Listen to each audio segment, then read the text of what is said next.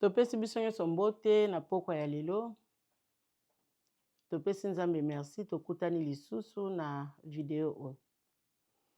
Toye na lisolo moko. Ndeko moko ya mwasi azwaki chance ya libala mobali abali. Babalani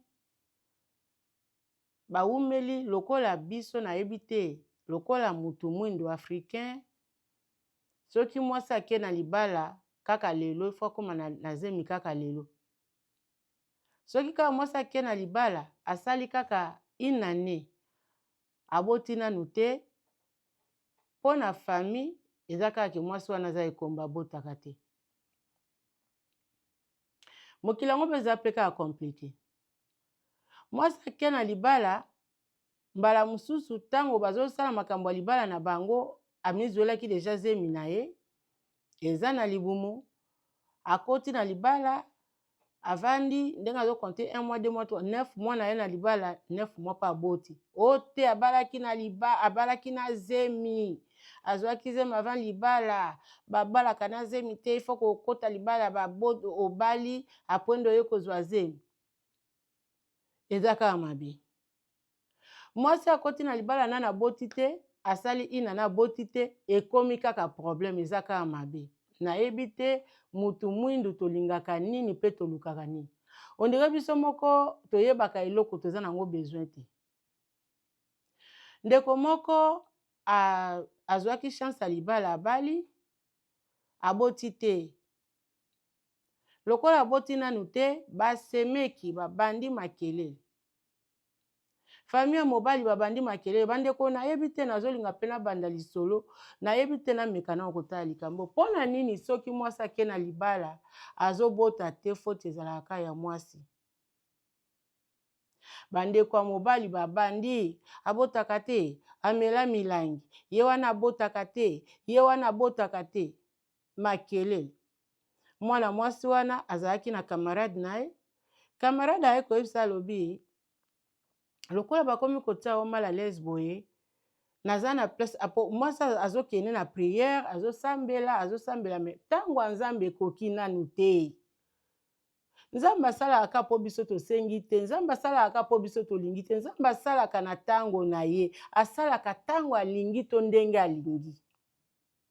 Lokola ngonga ya Nzambe ekokaki nanu te mwana mwasi alembi makanisi abeteli camarade ne lisolo ngai naza na kimia te babokilo na nga basemeki na nga libala na nga eza na kimia te mpo nga nazobota te. Nabondeli nasali ba prière mais nazwi nanu kaka zemi te nayebi te nasala sikoyo ndenge nini. Yoka makanisi ya camarade na ye nga nayebi mutu moko aza kuna soki tokena kaka mbala moko okozwa zemi okobota. Ye pe mwana mwasi olie avandisa makanisi na ye place moko lokola asengaki epai ya Nzambe ke naza na besoin ya mwana ayeba kaka ke Nzambe apesaka soki osengi po ye moko alobaki senga na kopesa yo soki osengi Nzambe akopesa. Olie atia makanisi na ye kimia andimi makanisi ya camarade na ye bakei bakomi place ya nganga wana nganga apesi ye zemi. Akomi na zemi asali ye bikilakila azongi ake kokoma na zemi. Akomi na zemi aboti mwana wana aza elima ya mai.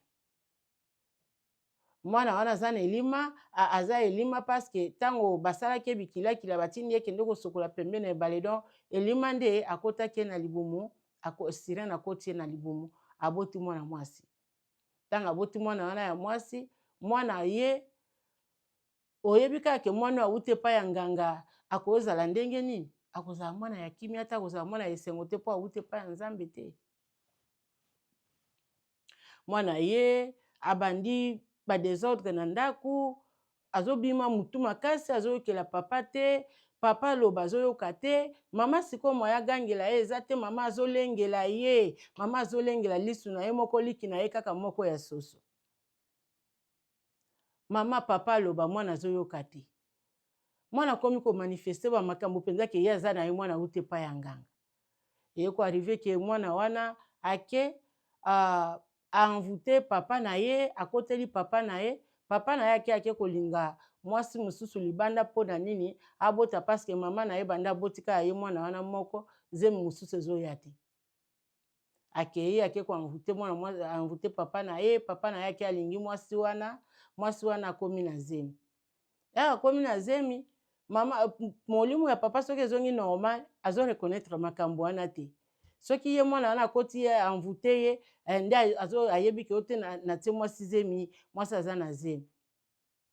Ake epai ya baboki, akutani na ndeko ya mwana mwasi oyo atiaki zemi libanda wana, camarade ya mwana na ye, akutani na ye na nzela bandi kotuna ye, yo otie mwana na biso zemi, yo na omona na mwana na biso yo oza marie, yo ozokende kolandaka mwana na biso, yo bala na yo tika mwana na biso. Ase ngai nalinga lekino ya mwasi, lekino ya mwasi nani? Ngai nalinga mwasi na famille na bino awangani, parce que na minute na conscience ezongi ayebi na ye makambo wana oyo ezosala matango mwana aza ko envoûté ayebi yango sote.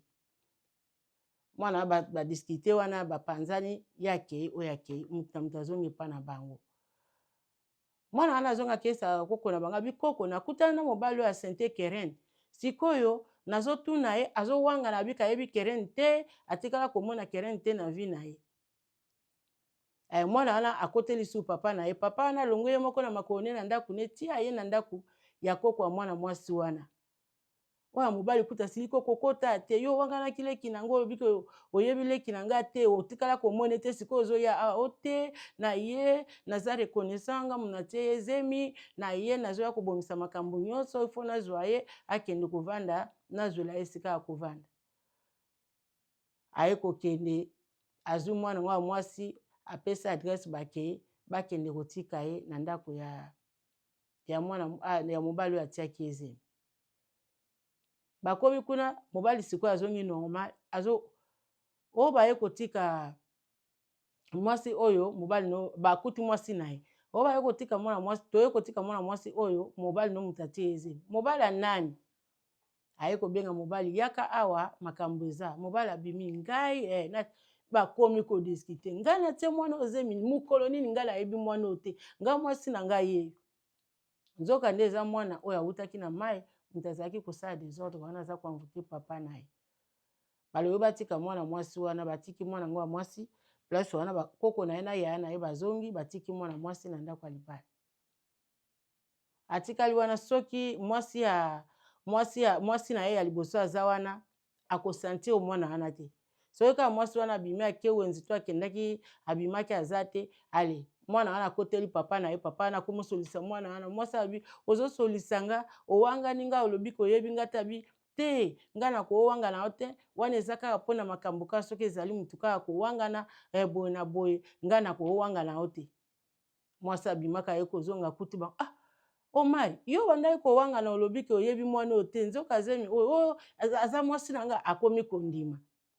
Na suka mwana ngo mwasi tata mwasi na ye kozwa ye akende kosungaka ye na misala na ndaku, akende kosunga ye na biloko ya kolambelaka ye po ye asalaka moya akipe ndako eza te. Mwana ngo akomi kuna ake kokomisa mobali ya tata mwasi na ye akomi mobali na ye. Akomi mobali na ye, désordre penze ekoti, aye kokoma tata mwasi aye koyebisa na ndako ke yaya tala mwana na yaki kozwa awa ke ake sunganga, tala mwana wana akomi nde makango ya mobali na nga boye na boye. Mobali na nga alobi ke ifo alongola nga na libala azwa nde ye akotisa azwa Chloé abala ye na place na nga.